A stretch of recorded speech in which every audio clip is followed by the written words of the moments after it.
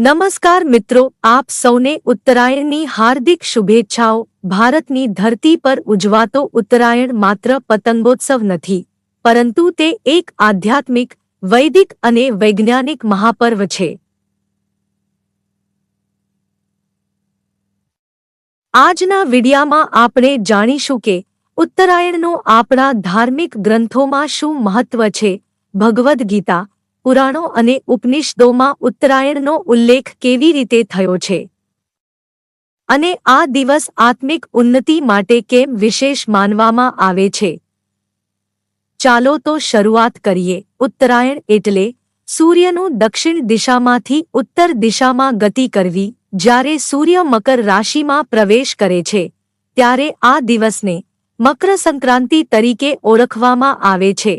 વૈદિક માન્યતા મુજબ ઉત્તરાયણ એટલે દેવોનો દિવસ, દક્ષિણાયન એટલે દેવોની રાત। આ કારણે ઉત્તરાયણને શુભ સમય, સાધના માટે શ્રેષ્ઠ સમય, મોક્ષ તરફ લઈ જતો માર્ગ માનવામાં આવે છે। ભગવદ્ ગીતા અધ્યાય 8 શ્લોક 24માં ભગવાન શ્રી કૃષ્ણ કહે છે, અગ્નિર્જ્યોતિરઃ શુક્લ ષ્ણમાસા ઉત્તરાયણમ તત્ર પ્રયાતા ગચ્છન્તિ બ્રહ્મવિદો જના।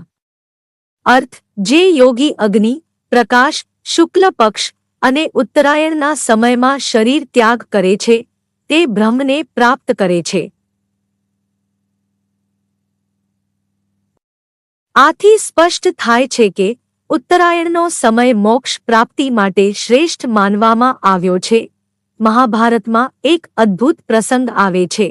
ભીષ્મ પિતામહ પાસે ઈચ્છા મૃત્યુનું વરદાન હતું। તેમને ખબર હતી કે દક્ષિણાયનમાં દેહ ત્યાગ કરવાથી મોક્ષ પ્રાપ્ત થતો નથી। આથી તેમણે શરશૈયા પર પથરાઈને ઉત્તરાયણ શરૂ થવા સુધી રાહ જોઈ। જ્યારે સૂર્ય ઉત્તરાયણમાં પ્રવેશ્યો ત્યારે ભીષ્મ પિતામહે દેહ ત્યાગ કર્યો અને પરમગતિને પ્રાપ્ત કર્યા। આ ઘટના ઉત્તરાયણના આધ્યાત્મિક મહત્વને સાબિત કરે છે।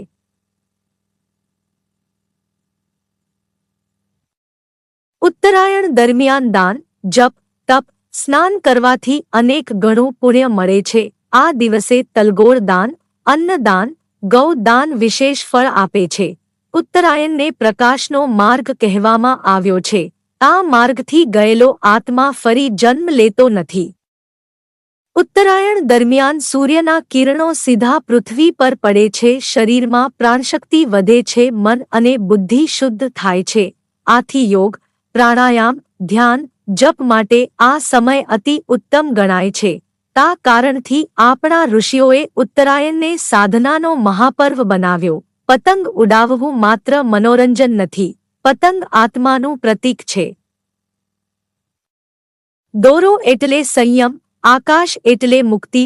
ઉત્તરાયણ પર પતંગ ઉડાવવાનો અર્થ આત્માને ઉપર તરફ ઉડાન આપવા પ્રેરણા, સાથે સાથે સૌર ઉર્જા, વિટામિન ડી, સામૂહિક આનંદ પણ મળે છે। ઉત્તરાયણ પર શું કરવું જોઈએ? પ્રાતઃકાળ સ્નાન, સૂર્યને અર્ઘ્ય, ગાયત્રી મંત્ર જપ, તલગોળ દાન, વડીલોનું આશીર્વાદ, દાન અને સેવા।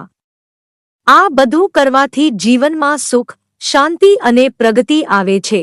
ઉત્તરાયણ માત્ર તહેવાર નથી, તે પ્રકાશ તરફ આગળ વધવાનો સંકલ્પ છે।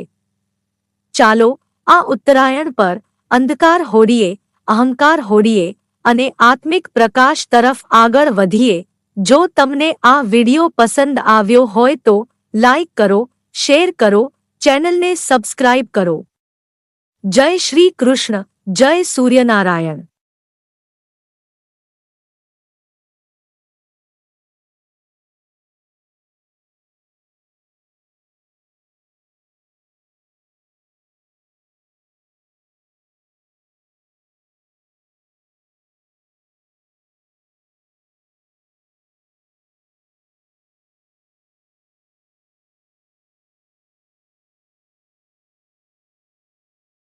જય સ્વામિનારાયણ। આ ચેનલનો મુખ્ય ઉદ્દેશ્ય ધર્મનો પ્રસાર કરવાનો છે તથા ભગવાન સ્વામિનારાયણની અલૌકિક લીલા અને સારા વિચારો લોકો સુધી પહોંચાડવાનો છે, જે જીવનમાં શાંતિ અને સુખ તરફ દોરી જાય છે। આ ચેનલ પરથી જે પણ ધનરાશિ પ્રાપ્ત થશે તેમનો ઉપયોગ સમાજ સેવા, ગૌસેવા તેમજ લોક ઉપયોગી કાર્યોમાં થશે. ચેનલ સહજાનંદ ગાથા સબસ્ક્રાઇબ કરો, વિડિયો લાઇક કરો અને હા, તમારા મિત્રો સાથે શેર કરો.